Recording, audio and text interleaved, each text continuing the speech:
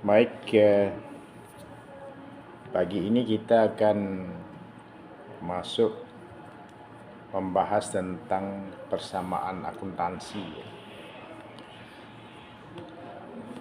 Persamaan akuntansi adalah sistematika pencatatan yang menggambarkan suatu hubungan yang ada pada perusahaan yang meliputi 3 unsur, yaitu aset, kewajiban, dan ekuitas atau modal. Persamaan akuntansi itu akan mencerminkan aset bersumber dari, maka secara sah tidak melanggar hukum itu aset itu harus bersumber dari dua. Yang pertama sumbernya kewajiban atau sumber dari utang, yang kedua sumber dari ekuitas pemilik atau sumber modal. Tidak ada di antara keduanya aset sebuah organisasi atau perusahaan atau rumah tangga atau pribadi selain sumber itu. Maka sering saya katakan itu bahwa akuntansi merupakan kunci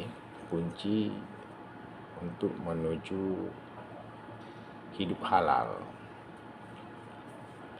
Apalagi nanti ada akuntansi syariah. Kalau akuntansi syariah negatif haram, dalam artian halal itu dikonvert dengan hukum-hukum syariah. Jadi seluruh berbentuk utang harus tidak boleh melahirkan haram. Juga modal itu sumbernya dari pendapatan barangkali ya. Dan sumber modal juga tidak boleh ada unsur haram.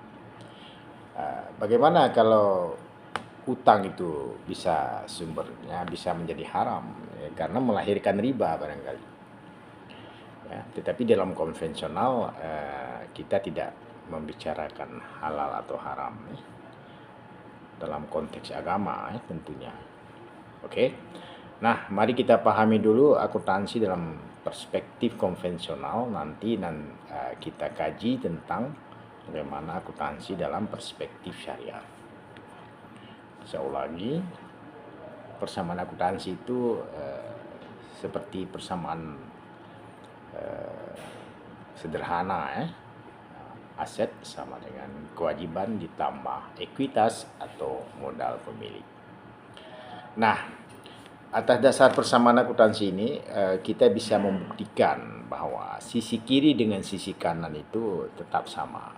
Maknanya sisi kiri kita lambangkan dengan debit, sisi kanan dengan kredit. Maka ketika terjadi satu kejadian, kita bisa membuktikan bahwa persamaan akuntansi itu akan sama, debit sama dengan kredit. Di sisi kiri ini aset, sisi kanannya sumber. Sumber itu ada dua tadi. Sumbernya kewajiban dan ekuitas. Jadi ketika harta itu sumbernya cuma pada dua. Sumbernya pada utang atau sumbernya pada modal. Jadi debit sama dengan kredit. Ya.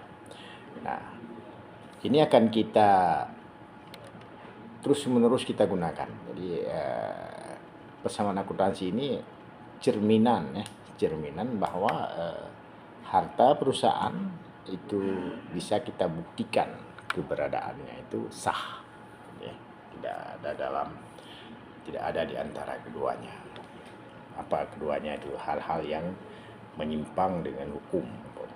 Kan banyak kasus-kasus sekarang pertambahan aset itu lewat hal-hal negatif ya, korupsi barangkali atau pencucian uang ya, atau bisnis-bisnis yang tidak legal ya.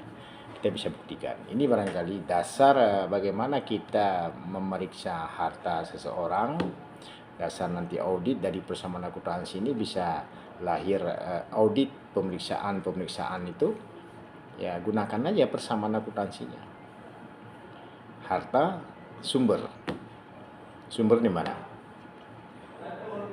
Nah, ini penting nih. Nah, jadi sering juga saya katakan tuh, ingin masuk surga ya praktekkan dalam hidup sehari-hari itu persamaan akuntansi. Rumah tangga, aset-aset rumah tangga itu kita list. Nah, sering sama mahasiswa saya itu kalau ingin mengaudit rumah tangga, pendapatan bapak atau aset ibu bapaknya, ambil kertas, tarik 3 buat meeting ya, aset, sumber itu kewajiban dan modal, tulis. Rumah sumbernya dari mana? Si rumah sumber dari mana? Motor sumbernya dari mana? Nanti ketemu tuh. Nah, kan banyak sekarang kan sumber income-nya sekian, asetnya menggelembung. Nah, itu boleh kita periksa dengan persamaan yang sederhana, kita akan dapat jawabannya tuh. Nah, itu penting juga sih.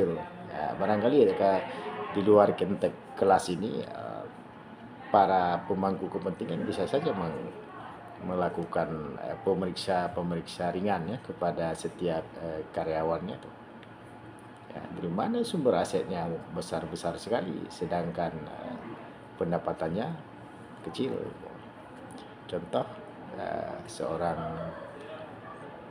yang bekerja di sebuah organisasi atau di mana gitu, asetnya banyak sekali. Ya, kalau kita compare dengan sumber yang sah tuh nggak mungkin tercapai.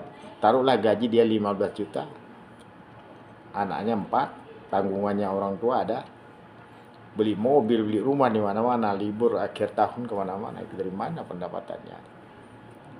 Nah, itu boleh dilakukan introspeksi diri dengan konsep persamaan akuntansi. Pada mahasiswa juga, karena kita belajar akuntansi ya boleh juga kita sekali-sekali kita gunakan untuk introspeksi diri kita dan keluarga kita dengan model persamaan akuntansi ya. Jadi dipahami nanti setiap transaksi bisa kita buktikan persamaan akuntansi itu. Apa itu transaksi itu? Transaksi seluruh kejadian yang terjadi yang mempengaruhi posisi keuangan ya. Itu transaksi yang kita maksud.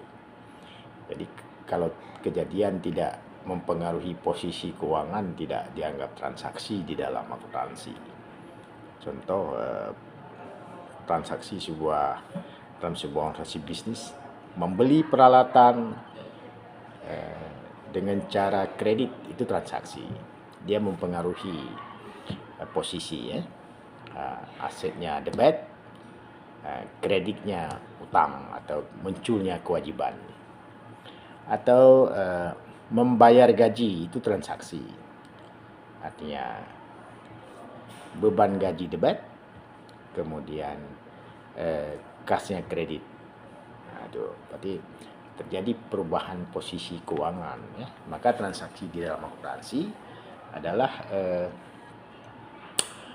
seluruh kejadian-kejadian yang terjadi dalam sebuah perusahaan atau organisasi yang bisa merubah posisi keuangan, itu baru transaksi.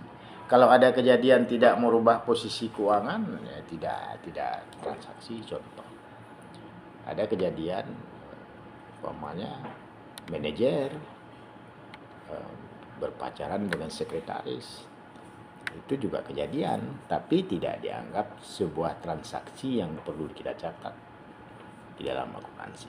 Nah, jadi untuk mahasiswa akuntansi, pahami secara mendalam tentang persamaan akuntansi.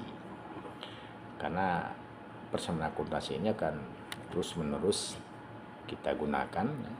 Ini persamaan akuntansi tercermin nanti di laporan keuangan dalam neraca. Aset sama dengan kewajiban tambah ekuitas atau modal pemilik. Nah, untuk hari ini cukup sekian. Nanti dibaca di buku Principle of Accounting atau di pengantar akuntansi tentang persamaan akuntansi. Untuk seterusnya nanti akan kita kerjakan kasus-kasus untuk kita buktikan bahwa persamaan akuntansi itu benar adanya. Demikian, wassalam.